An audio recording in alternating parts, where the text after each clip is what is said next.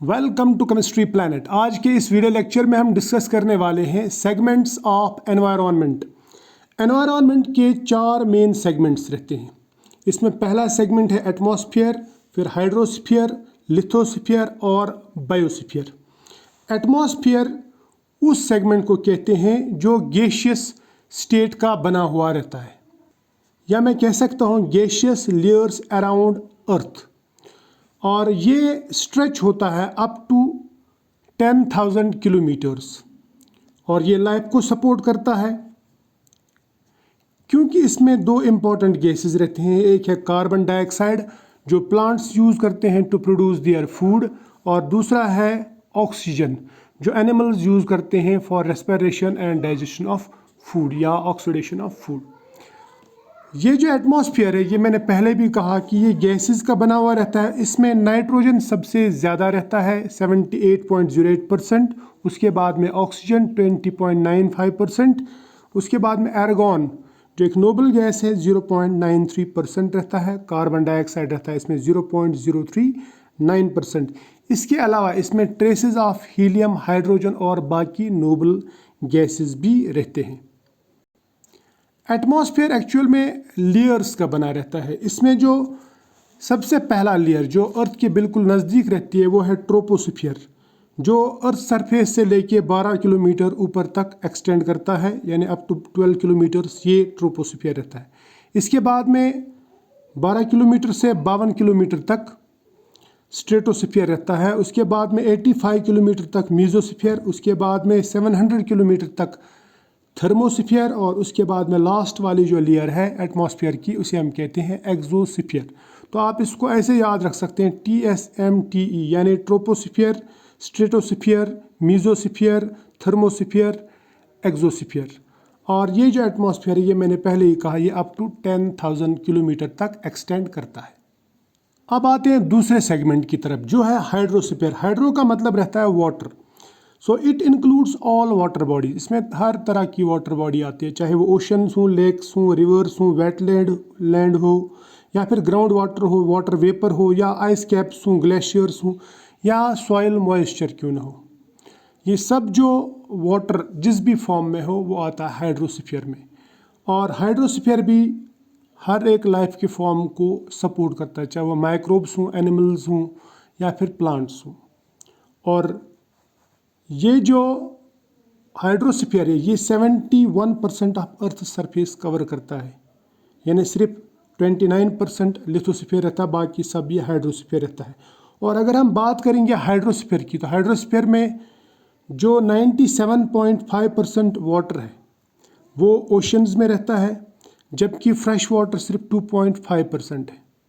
और अगर हम टोटल की बात करेंगे, टोटल वाटर की, तो टोटल में से 68.9% फ्रोज़न फॉर्म में रहता है, बाकी लिक्विड फॉर्म में रहता है या वेपर फॉर्म में रहता है। और इसमें भी सिर्फ 30.8% एक्सेसिबल वाटर है एज ग्राउंड वाटर, यानी 30.8% एक्सेसिबल एज ग्राउंड वाटर है, और 0.3% लेक्स में रहता है, रिजर्वर्स में रहता है, या फिर रिवर्स में रहता है, सिर्फ 0.3%।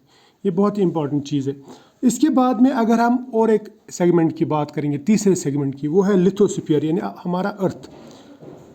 लिथोस्फीयर जो वर्ड है ये निकला है लिथोस। लिथोस एक ग्रीक वर्ड है जिसका मतलब रहता है रॉक। एक्चुअल में lithosphere solid outer portion of earth को कहते हैं। इसमें क्रस्ट भी आता है और आउटर मेंटल, इसमें कोर नहीं आता है, अर्थ का कोर नहीं आता है। अब लिथोस्फीयर जो है इसको माना जाता है कि अर्थ सरफेस से लेके नीचे अगर हम जाएंगे अप टू 100 किलोमीटर, जो भी पोर्शन है अर्थ का उसे हम कहते हैं लिथोस्फीयर। और ये भी इम्पॉर्टेंट है लाइफ के लिए, चाहे वो प्लांट्स हों या एनिमल्स हों। और एक बात याद रखना कि लिथोस्फीयर का जो मेजर पोर्शन है वो बना हुआ रहता है टेक्टोनिक प्लेट्स का, तो ये एक इम्पॉर्टेंट चीज़ है यहाँ पे। इसके बाद में हमारा जो लास्ट वाला सेगमेंट है एनवायरनमेंट का वो है बायोस्फीयर, जो बहुत ही ज़्यादा इम्पोर्टेंट सेगमेंट है। बायोस्फीयर उस सेगमेंट को कहते हैं या उस एरिया को कहते हैं जहाँ पे लाइफ प्रेजेंट रहती है। और अगर हम इस बायोस्फीयर की बात करेंगे तो इसके दो फर्दर सब कंपोनेंट्स है, एक है बायोटिक कंपोनेंट, दूसरा है एबायोटिक। बायोटिक मीन्स लिविंग, जिसमें एनिमल्स और प्लांट्स रहते हैं, चाहे फिर वो प्रोड्यूसर्स हों यानी जो फूड खुद प्रोड्यूस करते हैं लाइक प्लांट्स, या फिर कंज्यूमर्स हो जैसे हम, या एनिमल्स जो सिर्फ खाते हैं, और उसके बाद में डिकम्पोजर्स लाइक माइक्रोब्स। तो ये सब जो लिविंग चीज़ें हैं ये आती हैं बायोटिक कंपोनेंट में।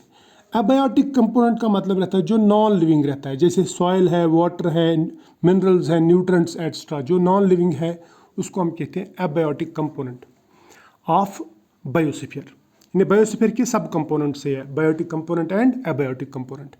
अब अगर हम अबायोटिक कंपोनेंट को फर्दर डिवाइड करेंगे तो इसमें हमारे पास में 4 तरह के फैक्टर्स आते हैं। एक आता है फिजिकल फैक्टर।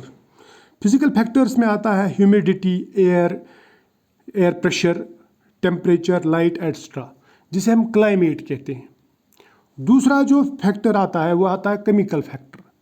केमिकल फैक्टर्स में हमारे पास में सॉइल कंपोजिशन, वाटर, फिर पीएच, चाहे वाटर का हो या सॉइल का पीएच, उसके बाद में न्यूट्रेंट्स एक्स्ट्रा, ये आते हैं केमिकल फैक्टर्स में। ये भी बनाते हैं अबायोटिक कंपोनेंट। इसके बाद में अबायोटिक कंपोनेंट में और फैक्टर्स आते हैं लाइक जियोलॉजिकल फैक्टर्स।